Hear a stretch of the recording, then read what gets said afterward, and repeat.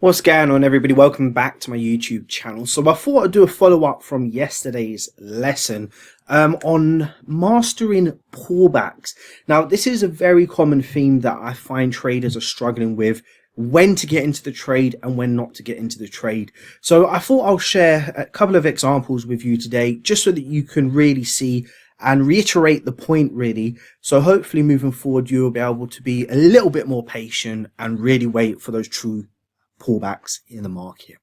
So without further ado, let's roll the intro and we'll get started.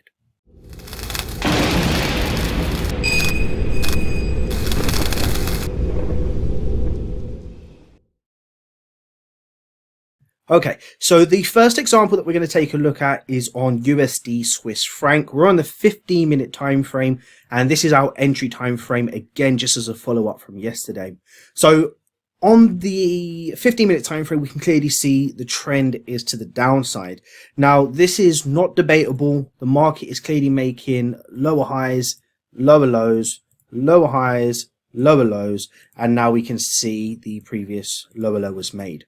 So from the lesson that you should have seen yesterday as a follow-up to today's lesson, we're marking our major lower low as our perfect retest level. So eventually when the market comes back to it, once this is broken, of course, what we're going to be working with is a level in and around here. So let's call this not broken, and let's just call this as price respecting this level in and around here.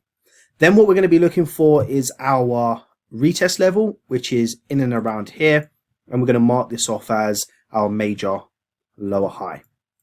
Now, what we're looking for the market to do in an instance like this, because we've just come onto the session, so let's just say it's early morning now, we're getting ready to trade, we're just making our plans for what we're going to do with this pair, and because price is at this key level, let's say we're not going to jump into this one on impulse. So if we press the next bar, we can see a nice reaction, which really and truly is a fantastic opportunity to take a trade, especially at this key level with the confluence of this trend down. But we're not going to do it, we're just going to wait patiently. And you know the deal. We're just going to wait for the market to break this structure. So what do we do in a situation like this? Well, now this becomes our perfect retest level in the market. And this still currently is our lower high, in actual fact, by the looks of it. So what we're going to do is just wait patiently. Now, what most traders are doing right now in the back of their head is they're saying to themselves, oh my goodness, look, this market is pushing to the downside. It's created this lower low. And now there's a lower high opportunity here. Multiple wick rejections. It's time to get into this trade. So what do? They look for the earliest signs of a pin bar or an engulfing candle, and they can see this happening. They take the trade, they put their stop loss, let's just say above this level here, a 10 pip stop loss. When we get there, well, we'll have to type it in manually. 10 pip stop loss with a 1 to 3 target, and they take the trade. Now, the whole reason behind this trade is probably correct. You know, the trend is down, the lower low has been made, there's multiple wick rejections, and price just really looks like it wants to go down. And FOMO kicks in. Fear of missing out. And you see these wick rejections, you're like, it's time to get in, it's time to get in. And guess what happens? You take the trade, the market goes in your direction, and then what happens next? You get stopped out. Now, when you remove this, and you review this, what happens? Well, you look at this and you say, okay, this was a pullback. This was this was the push phase.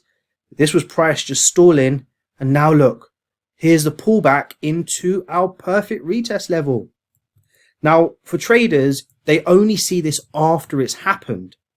But what you've got to get good at is recognizing how often that happens and saying to yourself, well, if this only works, let's say 3 out of 10 times, well, in theory, doing the maths, you should just be break-even-ish, slight loss. I'm not the best at maths, but you get what I mean. But it's not giving you a positive expectancy, let's say 40, 50%. So what you have to do then at this stage is eliminate this as a pattern and just wait patiently. Using that kind of thought process will then allow you to see this and be like, yes, it could go down. And if it goes down, then, okay, I've missed this trade. But at the same time, in the back of your head, you're thinking, well, it only works 2 or 3 times out of 10. So what do you have to do? You have to say, cool, I'm not taking it even if it goes down. There's always more opportunities. It's only a day, still got another 4 days left, 3 days left, another month, another year, whatever it be, and just wait for the pullback. That's how you would avoid losing these trades. It's not about gambling and saying to yourself, let me get in now, and you know what, this is a perfect opportunity to take this trade. It's about doing what you know works best in this situation based on this market structure. So we have the pullback on this now. What are we waiting for? Well, the structure's not changed, right? Even if it breaks above the perfect retest level, we still have our major lower high that we're working with, again, based on yesterday's lesson. And if you haven't watched it, go and watch it. I advise you to do so. It's a phenomenal lesson, and you will learn a lot from it. So let's see what happens. Look at this. We have price come back into the perfect retest level. Majority of traders are selling here. You have a beautiful stop hunt, as you would like to call it. And now you have a beautiful bearish candle in line with the retest level, in line with the trend to the downside. You have a very nice stop loss above the structure of this level. Momentum's in your favor. And really and truly, if this trade is going to, if this market structure is going to continue to the downside, making lower lows and lower highs, then guess what? The market should go down. So now we take the trade with a lot more confidence, a safer stop loss, momentum in our favor, pullback completed, and based on a trend, you should all know the theory that if the trend's down, you have a pullback, you have a continuation, you have a pullback, you have a continuation. So we have three confluences: trend bias, momentum bias, retest bias, safe stop loss bias, everything bias. It's just working, right? So let's take the trade and see what happens. And now when you take a trade based on a pullback, guess what happens?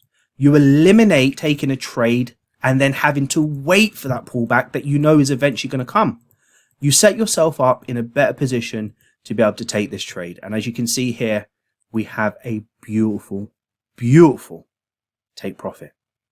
So I want you to all try that. It's very important that you do, because, you know, you will find that if you avoid taking these impulse trades, so these trades to want to take when the market is moving down, you eliminate fear of missing out, that FOMO that we will talk about.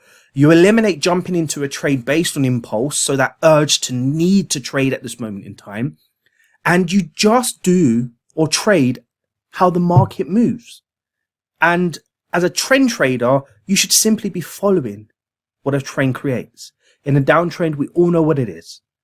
A lower low, I almost said lower high there, a lower low, a lower high, a lower low, a lower high, and then eventually a lower low. But if you're selling here at these levels, then you lose a confluence, because in theory, after a push phase, you're going to get that exhaustion before a continuation. And let's say you did take this trade and it continued down. You're only going to push down a tiny bit before eventually it has to pull back and then continue. So why not just wait for it to happen in the first place? You know it's going to happen, just wait for it to happen. And you know, I was going to show you another example, but I think this was absolutely perfect in this instance. And I do have one more example, but we'll say that for next time. But in all honesty, guys and ladies, just be a little bit more patient and you will find that your trading will accelerate exponentially. And you won't even believe it. And once you look back, you're going to say to yourself, wow, I knew it. Never should have taken a trade in impulse. Always wait for the pullback. Never buy in a push phase. Never sell in a push phase. Never anticipate the market's momentum to continue down if the market is pushed really strong. Never anticipate a reversal. You know, all those sort of things you need to be thinking about, writing down, reviewing, and avoiding. And if you can do that, then you'll probably go from a losing trader straight up into a profitable trader. It may not happen overnight, but it certainly will happen. I hope you found this lesson useful. And as I always say, smash that like button, subscribe if you haven't, turn on notifications, and until next time, take care.